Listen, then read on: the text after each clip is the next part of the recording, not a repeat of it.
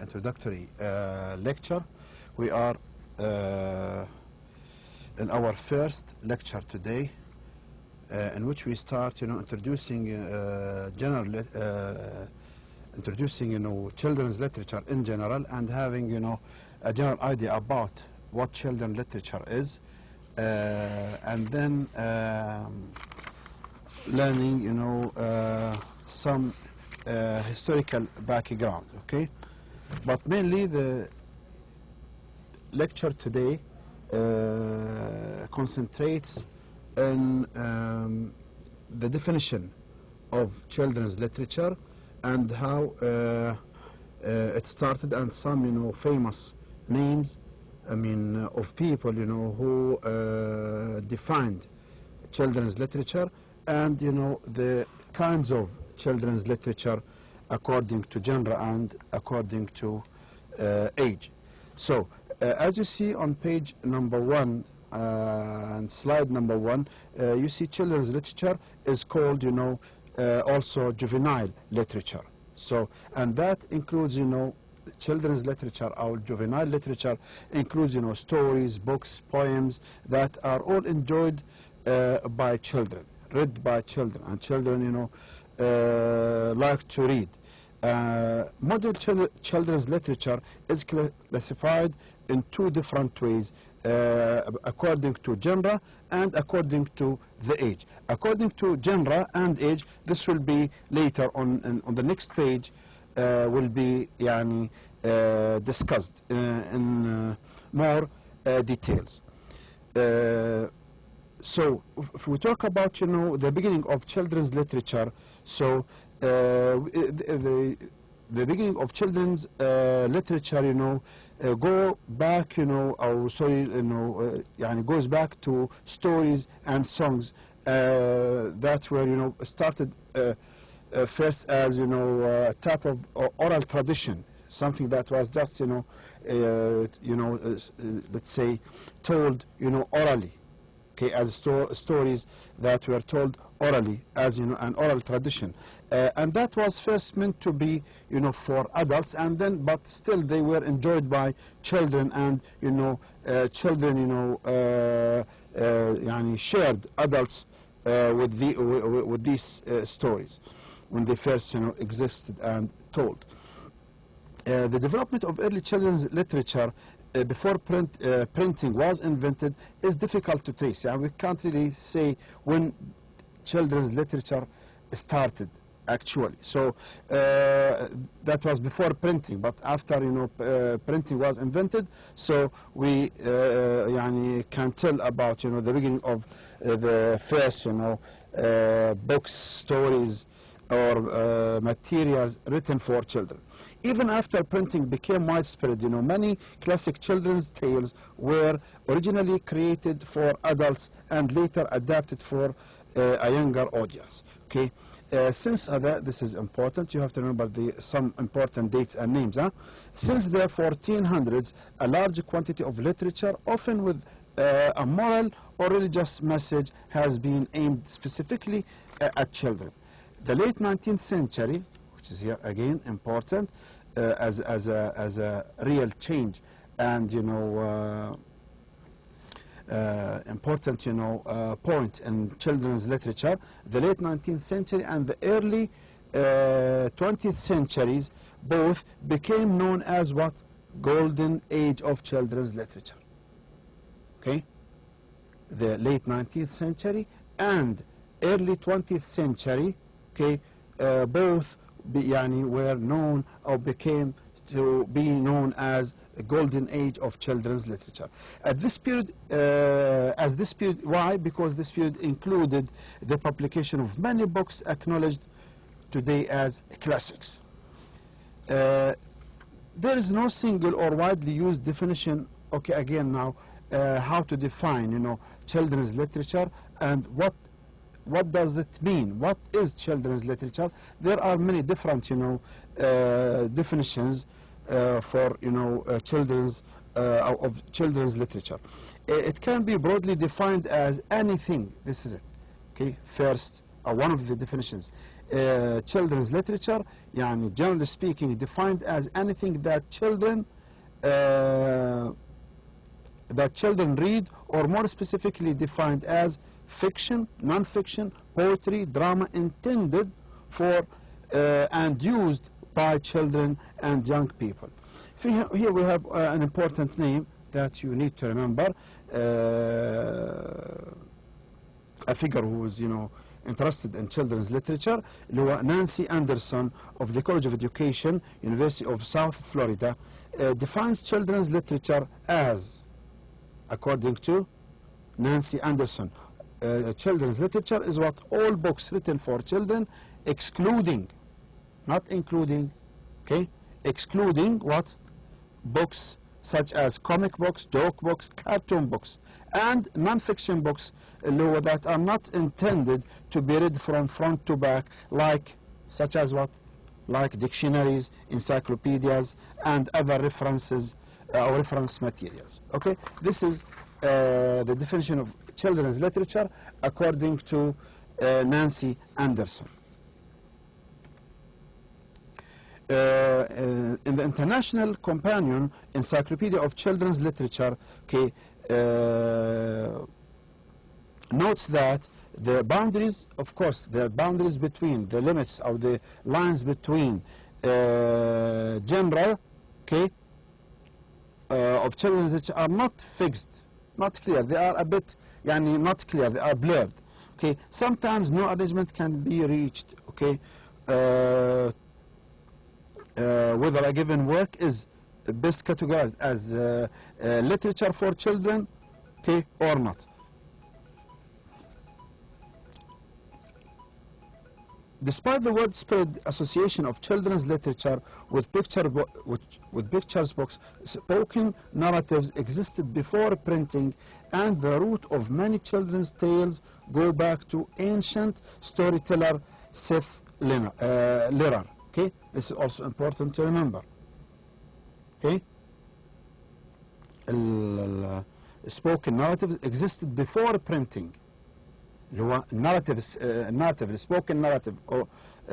existed before printing, and the root of many children's tales go back to the ancient storyteller. His name is what? Seth Lerer. In the opening of children's literature, a reader's history from Aesop to Harry Potter says this book. Okay, this book presents a history of what children have heard and read. Okay.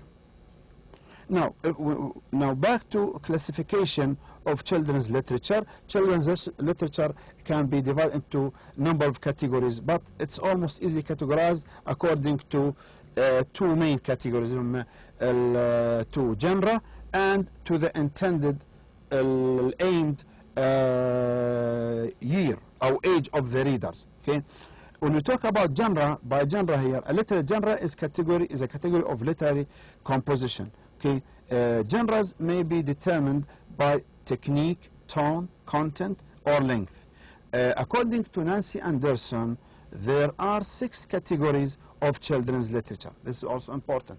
According to Nancy Anderson, we have 6 categories of children's literature. They are here, you see, next page, okay, our next slide. These categories, we have pictures books, okay, traditional literature, fiction, non-fiction, biography and autobiography, and last, poetry and verse. Second category هو children's literature by age category. Okay, we have each genre and the intended age. Okay, these are just for you to know. The categories with an age range are listed here below. Picture books, from from early ages to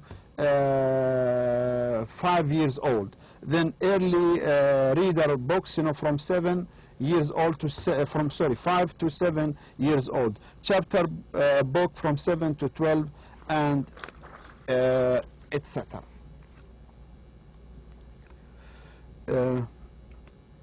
Then we come to an important point about, children's books and children's literature, which is illustration. Okay, illustrations or pictures are very much common in children's books and children's stories. Usually, almost always,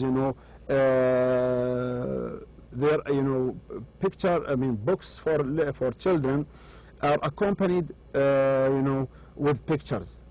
This children's stories are always accompanied by pictures, and that is something, started very early in history, and it goes back to the Byzantine Egypt, using the papyrus, the type of paper used, to draw on. The papyrus from Byzantine Egypt shows illustrations accompanied by the story. This is an example of, old story in Byzantine Egypt, اللي هو Hercules labors, showing labors of Hercules in illustrations. Modern children's books are illustrated in a way that is rarely seen in adult literature, except in graphic novels. Okay, of course, illustrations and pictures are very much more in common in children's books rather than in adults' books. Artwork, important here, see, generally artwork plays a great role. So what's the importance of illustrations or the artwork, in children's literature, in children's books or children's stories? The artwork, illustration or using illustrations plays a greater role in books intended for younger reader, especially pre-literate children, especially for children before the age of going to school. Children's picture books often serve as an accessible source of high quality art for young children. Even after children learn to read well enough to enjoy a story without illustrations, they continue to appreciate the occasional drawings found in chapter books. Okay, showing here the importance of illustrations and pictures in children's books, and how these illustrations are kept in the minds of children. Okay, in the minds of children, after even finish or after even finishing reading these books. According to Joyce Wally in the International Companion Encyclopedia of Children's Literature, okay, an illustrated book, this is also important here, an illustrated book differs from a book with illustration in that a good illustrated book is one where the pictures enhance or add depth to the text. Okay, you have books with illustrations, and these illustrations just to help to show or to explain certain parts of a book. But when children's books, we have illustrated books, fully illustrated books, and these illustrations help to give deeper meaning to what is being told, or what is read by the children. So illustrated books, pictures here are meant to help to give a better idea about what is read, and to give deeper meaning. Early children's books such as Orbis, this is important, one of the early children's books اللي هو ايش عندنا الأوربس Pictios were illustrated by woodcut. Okay, one of the earliest, okay, or early, let's say, Orbis Pictios, illustrated by a famous illustrator اللي هو woodcut. And many times the same image was sometimes images used in a certain book are used again in other books, regardless to their relevance, okay, to another book. They are just used because they are beautiful, and they are, you know, they make, you know, they make children happy and, you know, more interested in reading the stories of the books. So they were spread a number of books regardless of how appropriate the illustration was for the story. New processes, طبعا, you know, in the new century, a new process started to help in illustrating, okay, children's books. So that, you know, I mean, new processes such as, you know, copper and steel engraving, okay, were first used in 1830s as a way of, you know, illustrating, okay, pictures books, or pictures, children's stories. One of the first uses of chromolithography, okay, another way, you know, of using, you know, of illustrating a pictures book. One of the first uses of chromolithography, which is what is, you know, chromolithography? It's a way of making multicolored prints. A way of making multicolored prints. That is chromolithography in children's books. And that was demonstrated in a book that's called, you know, Peter, published in Germany in 1845. Another English illustrator, or another illustrator, English illustrator, his name, you know, is Walter Crane, refined its use in children's books in the late 1800s. The use of, you know, this, you know, way, okay, chromolithography. Another method of creating illustration for children books, this is also important. You know, this is now a third way of, you know, illustrating children's books. Etching, okay, etching, okay, used by George Cruikshank in the 1850s, okay. اللي هو etching, sort of graving, or, you know, carving. 1860s, top artists in the West were illustrating for children, okay, some famous names by the 1860s, you know, appeared, like, you know, Crane, Randolph, you know, Caldecott, Kate Greenaway, then John Tenniel. Okay, these are famous illustrators for children's books. Most pictures were still black and white at that time. Okay, most, not all, most of the pictures or the illustrations were black and white in around, you know, 1860s. A bit earlier and after. They were still black and white, and many color pictures were hand-colored. Okay. The essential guide to children's books and their creators credits Caldecott with the concept of extending the meaning of text beyond literal visualization. In India, we have a famous, you know, name in India, Nandalal Bose, whose paintings, okay, are considered artistic treasures, as a famous illustrator for children's books. Okay, Nandalal Bose, okay, whose paintings are considered artistic treasures. Okay, very artistic, you know, illustrations. Illustrated books for children from the late 1800s to the 1900s.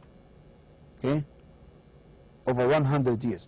In the West, That's in India. In the West, 20th century artists such as, okay, who? K. Nelson, Edmund Dulac, and Arthur Rackham produced illustrations that are still reprinted today. Developments in printing capabilities were reflected in children's books.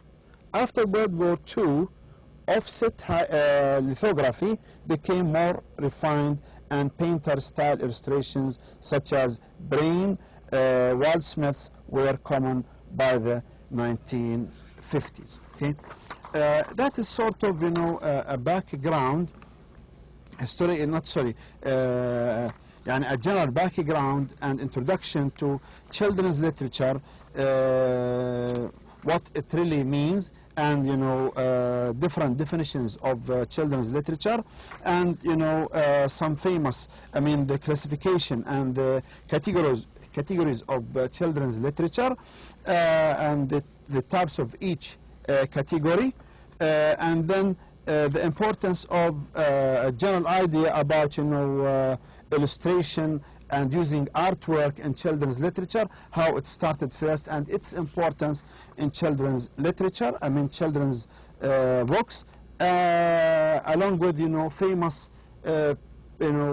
painters, illustrators, you know, artists who are really well known, in this type of art, or in illustrating children's books. So that's all for today and for this lecture, and soon in the second lecture we start with a historical background of children's literature, and that will be in 2 lectures.